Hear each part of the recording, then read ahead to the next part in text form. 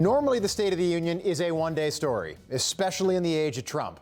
But what happened on Tuesday night was an inflection point for millions of people, and that's where we start tonight. For millions of people, millions of Democrats and independents, Tuesday night was their breaking point with the Democratic Party. A Democratic strategist telling The Hill, quote, "We can't just be the party that barks at Trump, and until we learn that lesson, we are going to lose. He made us look like what we are, effing buffoons." And did you see Nancy Pelosi on Tuesday night? Things are not well. She did not look well, and I mean physically, but her face, the look on her face, said it all.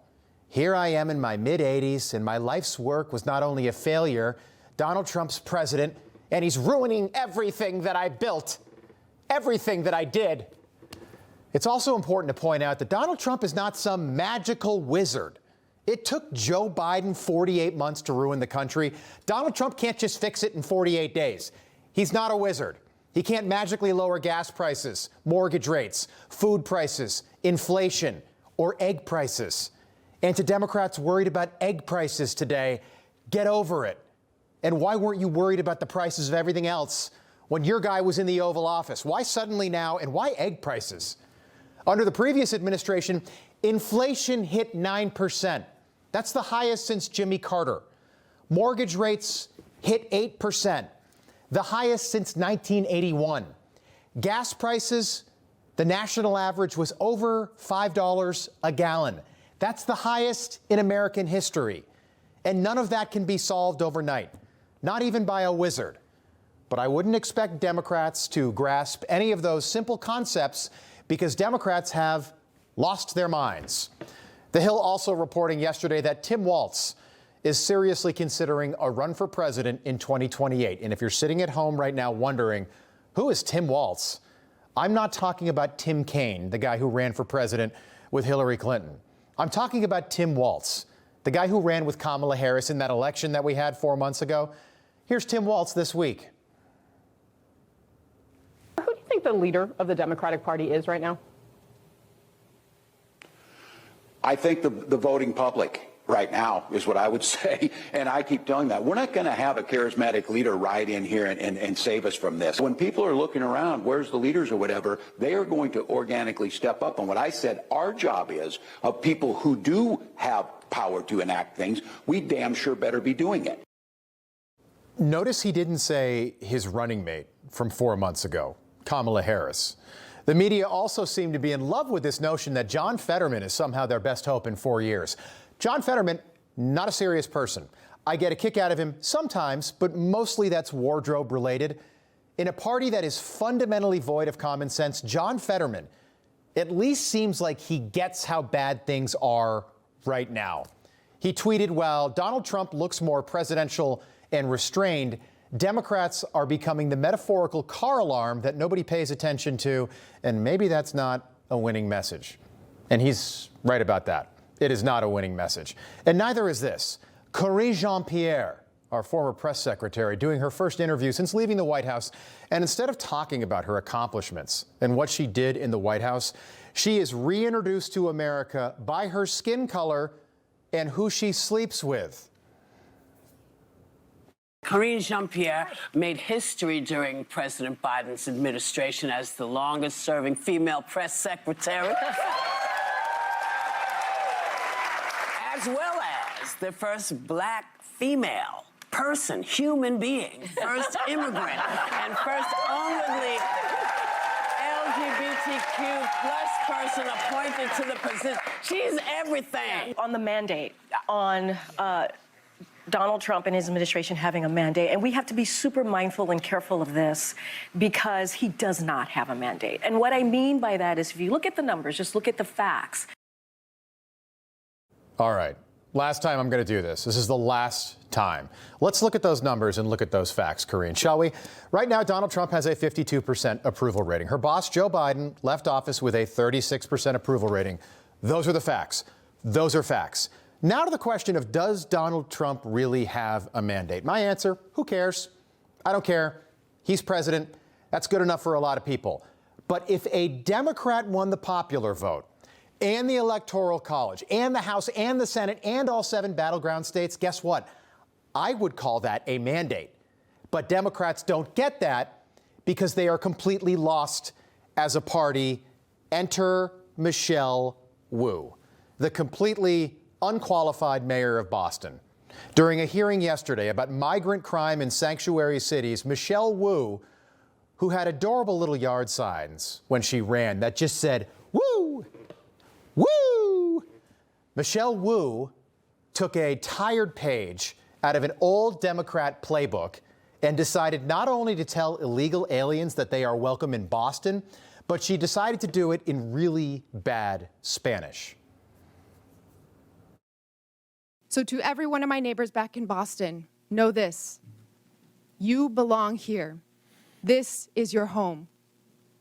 Boston es tu hogar. Boston c'est la calle.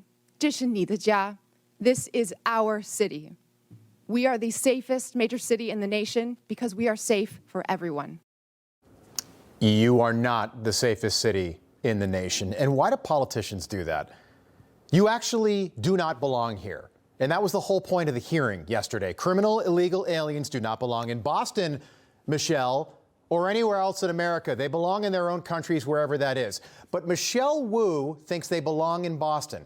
And I do not get why politicians, particularly from Massachusetts, feel the need to burst into Spanish whenever they feel like it. Do you remember this moment? The Democratic response to the State of the Union address during Donald Trump's first term by another supposed rising star in the Democratic Party, Joe Kennedy. With every weary soul we welcome to our shores. And to all the dreamers out there watching tonight, let me be absolutely clear. Ustedes son parte de nuestra historia. Vamos a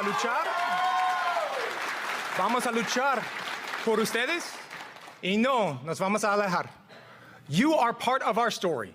We will fight for you, and we will not walk away. Well, he's not even in Washington anymore. They voted him out. And right there is why Donald Trump made English the official language of the United States last week. And Michelle Wu, who could be the worst mayor in the country right now, would rather protect people like this instead of protecting the people of Boston. People like this. Jose Pena Castillo, arrested in Boston and allegedly charged with rape and battery. Or this man, Quincy Linsdor, from Haiti, charged with indecent assault and battery of a minor. Or this man, Juan Alberto Marin, from Honduras. ICE Boston arrested him for alleged sex crimes, assault and battery, and armed robbery. Or what about this man, Jose Fernando Perez, from Guatemala, charged with forcibly raping a child and 3 counts of aggravated rape of a child. In Boston, that's just another day. And according to Michelle Wu, not only do those people that I just named belong here, according to Michelle Wu, Boston is their home. We want them. And just this week, the Boston City Council doubled down, backing legislation to ban local police from cooperating with ICE agents and using taxpayer money to pay lawyers to defend criminal illegal aliens in court if they're arrested. These are not good people that I am talking about. Michelle Wu is not a good person, and she knows nothing about the city of Boston because Michelle Wu is from the city of Chicago. Born and raised in Chicago, all the way through high school, Michelle Wu is like a Democrat you would draw up in some leftist think tank, perfect on paper, but a disaster for the city of Boston, my former hometown, and a great town, sometimes. But Boston is one of those cities that you've got to grow up in to really get it. If you really want to get what Boston's all about, you got to be from there. It's one of the most parochial cities in America, and I don't say that negatively. It's just geographically. Boston's not near any other major city. Tom Menino was mayor of Boston for 20 years before he passed away. Local guy, beloved. Marty Walsh took over for him, and then he joined the Biden White House. Michelle Wu took over after that happened. Michelle Wu has nothing to do with the city of Boston. Her only connection to the city of Boston is that she went to Harvard and studied under Elizabeth Warren. Elizabeth Warren, Pocahontas was her professor, and Little Lizzie helped Michelle get elected. Here's Congressman Byron Donalds asking Michelle Wu how much money the city of Boston has stolen from taxpayers to spend on illegal aliens. Mayor Wu, in the city of Boston, how much did you spend? We don't ask about immigration status and delivering city You don't services, ask so about we how don't much have money that the city number. of Boston has spent on illegal immigration. We Are don't you out of your distinguish mind? between immigration status. Do you as manage part your of our budget city or not, policies. Mayor Wu? That is how we keep Mayor our city Wu, safe. do you manage your budget or We have the not? numbers to prove it. I manage my budget. I have a AAA bond rating dating back 10 years. So to the city of Boston, budget. just understand that your mayor does not care how much of your resources she has spent on people who are not citizens The city of the Boston city of is Boston. sick of having I'm people reclaiming my outside time. Boston Mr. telling Bear, us what we Mr. Bear, I have need. Mayor Wu doesn't seem to care that 66% of Americans support deportations. According to a Harvard-Harris poll, that number is at 72%. But Michelle Wu doesn't care, which is strange because Democrats pretend to care about immigration and immigrants, which is very confusing because so many of them, Democrats, clearly hate immigrants. Question to Elon Musk, and what the hell are you doing here in America? Go back to South Africa. What you just saw was a Democratic congresswoman from New York who came to the States from Puerto Rico herself. She was raised in Puerto Rico, who clearly doesn't speak English very well herself, asking someone who immigrated to the United States legally, Elon Musk, to go back to where he came from, where he was born, South Africa. That right there is the Democratic Party of today. Elon Musk, whether you like him or not, has been a U.S. citizen for more than 20 years. And yet, a Democratic member of Congress wants him to go back to his country, a legal U.S. citizen. But none of these Democrats would dare ask any of the criminal illegal aliens who crossed the border over the last 4 years to go back to wherever they're from, no matter what they've done. And that's just another symptom of why the party is dying.